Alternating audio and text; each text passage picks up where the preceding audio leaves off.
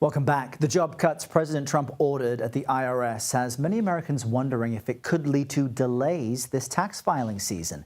More than 6,000 staffers were expected to be let go last week, and our next guest, unfortunately, counts himself among them. I want to bring in Jonathan Curry. He worked as a national media relations specialist with the IRS out of the D.C. headquarters. That was until last week. Tell us, I think you had just started in March of 2024. When did you get the sense that your job might be in jeopardy?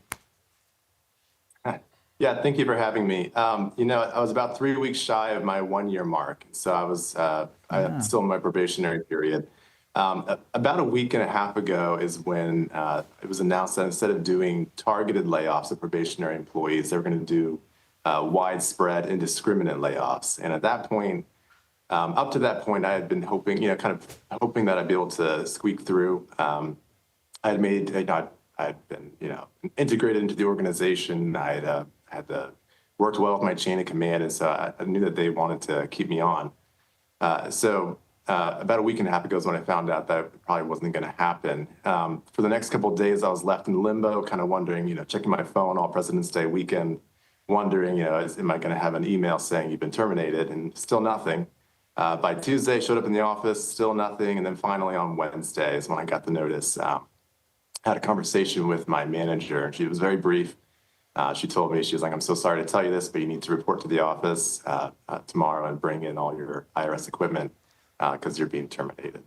Jonathan, it's tough to hear you recount what must have been so difficult and anxiety-inducing to experience, but I'm wondering, take us inside the IRS, what it's like in the offices, what it was like with your colleagues there, and how it feels to be described by the president as a component of government waste. So now that you're not doing your job, what does that mean as far as what's not being done at the IRS? Yeah, so I worked with national media. We would be, taking in inbounds, taking in requests from reporters. They have questions, they want to know what's going on inside the IRS, or they want to know about some operation. We would be arranging interviews with between top officials and the press, and all of that would, communicate, what's going on and bringing transparency to our operations. So when you take away the employees that facilitate that, you hinder that operation. It was a large organization. The IRS had, I should say, they had about 100,000 employees up until the recent layoffs, and in any organization that large, you're always going to have some areas where you can improve efficiencies, you can make things more effective. But the IRS has always been subject to a lot of oversight, and I think that's oftentimes missing in the conversation. There's every federal agency has an inspector general. For the IRS, it was the Treasury Inspector General for Tax Administration. There's the GAO, Government Accountability Office, Congressional Research Service, the tax writing committees, House Ways and Means Committee, Senate Finance Committee, and also the press. I was a former member of the press for about 10 years, and I know I used to scour for any kind of tidbit I could find about the IRS's operations to write a story. So there was plenty of oversight to begin with, and to look for those kinds of improvements.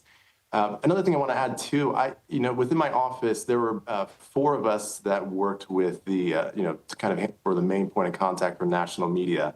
One of them was a probationary employee like myself, and we were both let go. 2 of them had been there for decades, and they were just incredible sources of institutional knowledge. I mean, they knew the processes, they knew all the points of contact within the organization, had so much experience, and they were great mentors to myself and the other, but they're also going to be retiring the next 2 or 3 years. And so with the new people gone like myself, along with the old, the retiring ones on the way out, there could be a bit of a gap there. Well, Jonathan Curry, we appreciate you. That effect is going to be multiplied. Yeah, we appreciate you sharing your story and you're noting that it's not just probationary employees, but folks retiring who will need to rely on newer folks coming in at some point. Thanks for sharing your story. All the best as you look for employment. Thank you for joining us.